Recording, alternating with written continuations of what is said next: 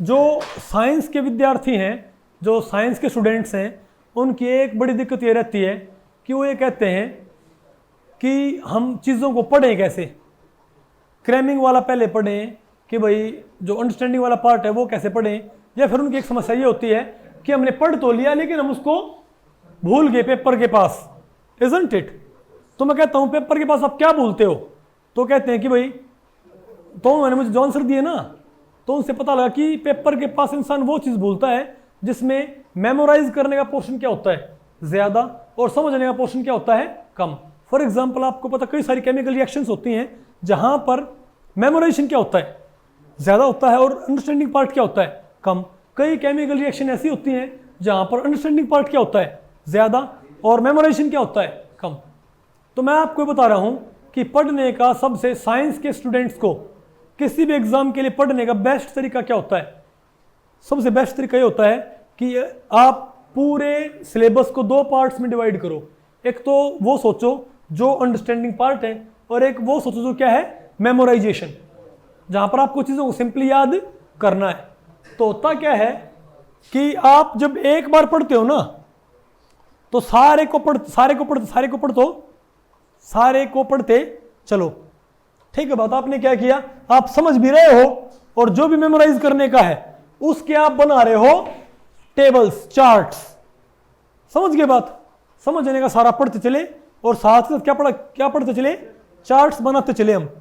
हमारा सिलेबस पूरा हो गया।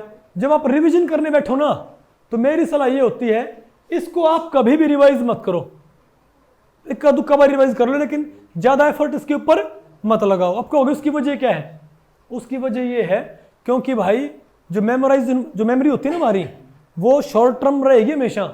आपने 5 महीने पहले याद कर लिया कुछ, पेपर के पास आप उसको पक्का भूल जाओगे। तो सबसे बेस्ट तरीका क्या होता है, समझने का जो होगा ना उसको आप पेपर के पास भूलोगे नहीं, चाहे आपने 3 महीने पहले पढ़ रखा है। तो तरीका फिर आपने ये फॉलो करना है। समझ गए बात, मतलब जो आपका कौन सा है अंडरस्टैंडिंग पार्ट, उसको तो ऐसे पढ़ना होता है, ऐसे मतलब उसको ऐसे रिवाइज करना होता है। अंडरस्टैंडिंग पार्ट के ऊपर क्या करो, रिवीजन ज्यादा, उसका रिवीजन कम करते आ जाओ एग्जाम के पास तक। समझ गए बात।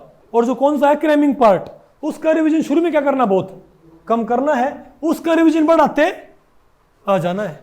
इससे फायदा क्या होगा, पेपर के पास अंडरस्टैंडिंग पार्ट वैसे भी आपको दिक्कत नहीं देगा लेकिन क्रैमिंग पार्ट आपके दिमाग में क्या रहेगा, बिल्कुल बात आपको पल्ले पड़ेगी। तो सबसे बेस्ट तरीका होता पढ़ने का। ओके, कैसे पढ़ना होगा, जब पहली बार पढ़ते हो तो अपने नोट्स बना लो, अंडरस्टैंडिंग पार्ट को समझ लो, क्रैमिंग पार्ट के वो बना लो टेबल वगैरह, चार्ट वगैरह, माइंड मैप्स तैयार कर लो। समझ गए बात। और जब पेपर फिर रिवीजन जब करना शुरू करो ना तो रिवीजन हमेशा अंडरस्टैंडिंग पार्ट का घटता जाएगा और क्रैमिंग पार्ट का बढ़ता आ जाएगा। पेपर के पास आप बेस्ट कंडीशन में रहोगे, इसको आप वैसे भी नहीं भूलोगे, समझने का है ये दिमाग में वैसे ताज़ा होगा। ओके ठीक है, तो आप कहोगे ये टेक्निक भाई आजमाई हुई है, मैं आपको तो क्योंकि मेरी मेमोरी बहुत वीक है लेकिन मेरी अंडरस्टैंडिंग बहुत अच्छी है और मैंने नेट JRF और IIT गेट पास कर रखे हैं इस टेक्निक के ज़रिए। इसको आपने डेफिनेटली फॉलो करना है। आप इसको फॉलो करोगे तो आपकी रैंक बहुत अच्छे से क्या हो जाएगी, बूस्ट हो जाएगी। बात आपको पल्ले पड़ी।